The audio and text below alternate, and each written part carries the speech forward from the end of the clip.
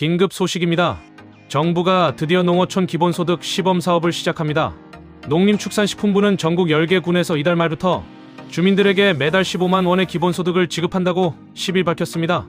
경기 연천, 강원 정선, 충북 옥천, 충남 청양, 전북 순창 장수, 전남 곡성 신안, 경북 영양, 경남 남해가 대상 지역입니다. 정부는 이 정책의 목적을 지역경제 활성화와 농어촌을 사람이 머물 수 있는 공간으로 만드는 것이라고 설명했습니다. 2026년부터 2027년까지 2년간 진행되는 이 시범사업, 과연 농어촌의 희망이 될 수 있을까요? 사실 농어촌 기본소득 논의는 어제 오늘 일이 아닙니다. 2019년 경기도가 청년 기본소득을 시작한 이후 농어촌 지역에서도 인구 유출을 막기 위한 대안으로 기본소득이 계속 거론됐습니다. 그런데 정부는 지금까지 재정 부담이 크다, 포퓰리즘 정책이다라며 미온적인 태도를 보여왔죠. 그러다 갑자기 2026년에 시범사업을 시작한 겁니다. 더 중요한 건 이 정책이 정말 효과가 있을지 의문이라는 점입니다. 과거 대형마트 규제 사례를 보면 정부는 골목상권을 살린다며 2013년부터 대형마트 영업시간을 제한했습니다. 결과는 어땠나요?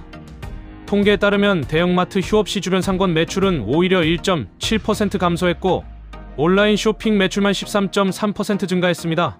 의도는 좋았지만 실제 결과는 정반대였던 거죠. 이번 농어촌 기본소득도 비슷한 함정에 빠질 수 있습니다. 월 15만 원으로 과연 농어촌의 사람들이 머물까요? 실거주 확인을 위해 마을 이장과 조사단까지 구성한다는데 이 행정 비용은 또 얼마나 들까요?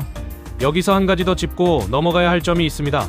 정부는 왜 기본소득 사용처를 이렇게 세세하게 제한하는 걸까요? 표면적인 이유는 지역 내 소비 순환이라고 하지만 실제로는 정책 실패에 대한 책임 회피가 아닐까 조심스레 생각해봅니다.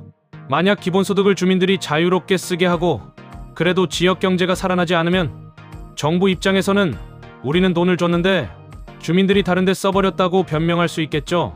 또 하나, 이 정책의 진짜 수혜자가 누군지도 생각해봐야 합니다. 지역사랑 상품권은 결국 지역 내 특정 가맹점에서만 쓸 수 있습니다. 주유소, 편의점, 하나로마트는 한도 5만 원인데 그럼 나머지 10만 원은 어디서 쓰나요? 결국 읍면 내 제한된 업체들만 혜택을 보는 구조입니다. 국제적으로 봐도 핀란드는 2017년 무조건적 기본소득 실험을 했지만 고용률 개선 효과가 미미해 중단했습니다. 조건 없이 줘도 효과가 없는데 조건을 잔뜩 붙이면 효과가 있을까요? 정리하겠습니다. 농어촌 기본소득 시범사업 방향성 자체는 나쁘지 않습니다.